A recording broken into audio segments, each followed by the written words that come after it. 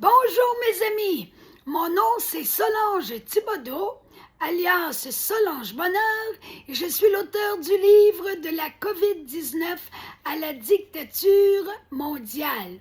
Aujourd'hui, jeudi le 9 juillet 2026, je suis rendue au milieu de la page 243 de mon livre et hier, je vous laissais en vous disant que si des gens ne cadrent pas avec l'idéal du régime totalitaire, ils ne valent rien du tout aux yeux de ces gouvernants pervers.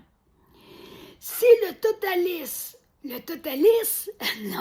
totalitarisme qui tente de se mettre en place n'était pas d'avance voué à l'échec, nous pourrions tomber dans une profonde détresse, une désespérance sans nom et avec raison.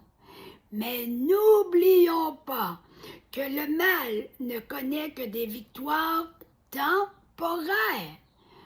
Faut jamais oublier ça, sinon on va se décourager complètement. Mon livre, c'est pas un livre pour se décourager. C'est au contraire un livre pour demeurer dans la lucidité, la vérité et aussi un livre qui nous permet de continuer notre chemin, sachant que le mal n'est que temporaire. OK, je recommence ma phrase. N'oublions pas que le mal ne connaît que des victoires temporaires et ce, même en figurant que nous pourrions en subir ses effets pendant plusieurs années encore. Gardons à l'esprit que l'aspect temporaire du temps revêt une dimension relative. 100 ans, dans toute l'histoire de l'humanité, c'est provisoire. Comme un jour sur une période de 5 ans, c'est passager aussi. Notre vie sur Terre elle-même est temporaire. Je vous apprends rien. L'important est de ne jamais perdre de vue que le Christ a tout pouvoir sur le mal. Il nous invite à mettre notre entière confiance en lui. Ne disait-il pas dans l'Évangile « Je construirai mon Église. La mort elle-même ne pourra rien contre elle. » C'est dans l'Évangile de Saint Matthieu au chapitre 16, verset 18b. Et dans la Bible, souvent, quand on parle de la mort, c'est un terme qui signifie le mal. Donc, Jésus a dit, je vais construire mon Église. L'Église, c'est l'assemblée, c'est l'ensemble de toutes les personnes qui croient au Christ. Là, on ne parle pas de religion, d'une religion précise et spécifique. On parle de l'ensemble des êtres humains qui, à travers le monde, croient au Christ. Donc, Jésus dit, je construirai cette Église-là et le mal lui-même ne pourra rien contre ce groupe de personnes. C'est assez beau. C'est merveilleux. Le langage biblique est particulier. Il détient ses codes, ses symboles et ses grilles de lecture. Il ne convient pas de l'interpréter à la lettre comme le font tant de sectes bibliques fondamentalistes. Il importe de savoir que le mot « Église » avec un « E » majuscule, en tant qu'assemblée de croyants se référant au Christ, prend une lettre majuscule. Cette majuscule la différencie du mot « Église » en tant que bâtisse ou temple religieux physique. Le mot « Église » dans ce cas-là s'écrit avec un « E » minuscule. Ça, c'est la bâtisse physique. L'Église de nature spirituelle, l'Église avec un « E » majuscule, vous comprenez bien. Construite par le Christ, cette Église-là de nature spirituelle, construite par le Christ, rassemblera dans une même unité de cœur et d'esprit l'ensemble des humains de bonne volonté.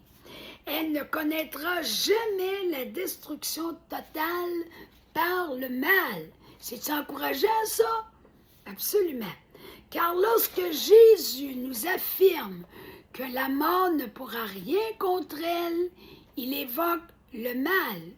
Le mot mort, en termes bibliques, s'utilise souvent pour désigner le mal. Le mal perdra sa bataille contre l'ensemble des cœurs aimants qui vivent en communion de cœur avec l'Esprit de Dieu. Je crois que dans cette assemblée immense de personnes aimantes se retrouveront des gens de plusieurs spiritualités diverses et religions différentes. Jésus-Christ connaît les cœurs qui se consacrent à lui. En ce qui nous concerne, il nous demeure impossible d'en juger parfaitement. D'ailleurs, ce n'est pas pour rien que le Christ nous dit dans l'Évangile, « Ne jugez pas ». Encore bien d'autres versets de la Bible nous aident à croire et à comprendre que le film de l'humanité se terminera bien grâce à l'amour et à la miséricorde de Dieu. Cette histoire finira bien, gardons ça dans le fond de nos cœurs, de nos esprits, que ça soit gravé tout le temps. Cette histoire finira bien, j'en suis convaincue. Je conclus avec l'espérance sur laquelle nous ouvre le Christ par cette parole. Il l'a prononcée avant de rendre son dernier souffle. Il a dit « Tout est accompli ». C'est dans l'Évangile de Saint Jean, au chapitre 19 et au verset 30, que vous allez retrouver cette parole. Une bonne fois pour toutes, Jésus venait d'accomplir sa mission de sauveur de l'humanité pour toutes les générations passées, présentes et futures. Il n'a pas oublié personne, c'est merveilleux.